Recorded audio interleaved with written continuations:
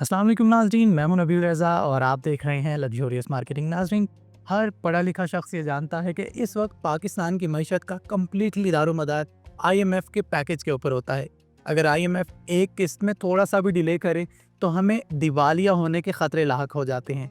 इस वक्त पाकिस्तान के अंदर आईएमएफ का वफ्द मौजूद है और हुकूमत के साथ उनके मुज़ाकरात जारी हैं। और जैसा कि हमारी एक पिछली वीडियो के दौरान हमने आपको बताया था कि वज़ीर आज़म पाकिस्तान मिस्टर शहबाज शरीफ साहब ये चाह रहे हैं कि एक कंस्ट्रक्शन पैकेज या फिर रियल एस्टेट रिलीफ पैकेज मुतारिफ करवाया जाए कि जिससे ट्रांजैक्शन चार्जेस को या फिर विदहोल्डिंग टैक्सेस को कम से कम किया जाए।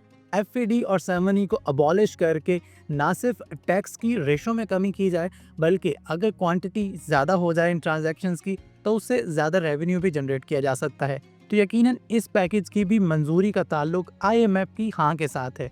तुम तवक्को करते हैं कि आईएमएफ इस पैकेज को भी मंजूर करेगा कि जिससे यकीनन पाकिस्तान के रियल एस्टेट सेक्टर के अंदर बूम आएगा। इसके साथ साथ आईएमएफ के पाकिस्तान में वफ्द मौजूद होने के साथ हमें एक और खबर भी सुनने में आई है कि जिसके तहत ये बात की जा रही है कि आईएमएफ ने ये तजवीज़ की है कि आप पाकिस्तान के अंदर एक रियल एस्टेट मॉनिटरिंग या फिर रेगुलेटरी बॉडी बनाएं।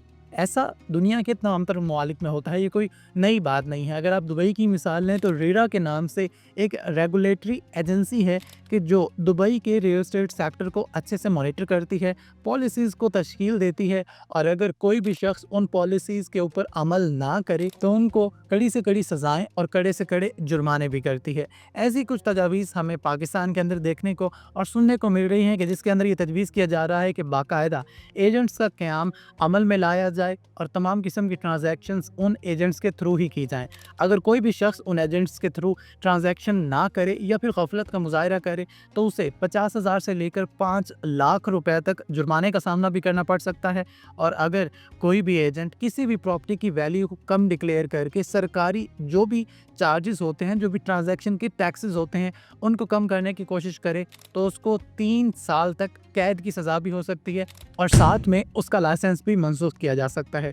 यकीनन ये तमाम तर चीज़ें ऐसी हैं कि जो नई नहीं हैं, ऐसा ऑलरेडी पूरी दुनिया के अंदर हो रहा है कि जिससे हुकूमतें ना सिर्फ रियल एस्टेट सेक्टर को एक बाकायदा डॉक्यूमेंटेशन की तरफ लेकर जाती हैं, बल्कि वो तमाम तर टैक्स चोरी के दरवाजे के जो ऑलरेडी मार्केट के अंदर एग्जिस्ट करते हैं और लोग अपनी चालाकी से असासों की कम कीमत डिक्लेयर करके ट्रांजैक्शन चार्जेस को कम से कम शो करवा कर ना सिर्फ अपनी बचत करते हैं बल्कि हुकूमत को साथ में धोखा भी दे रहे होते हैं।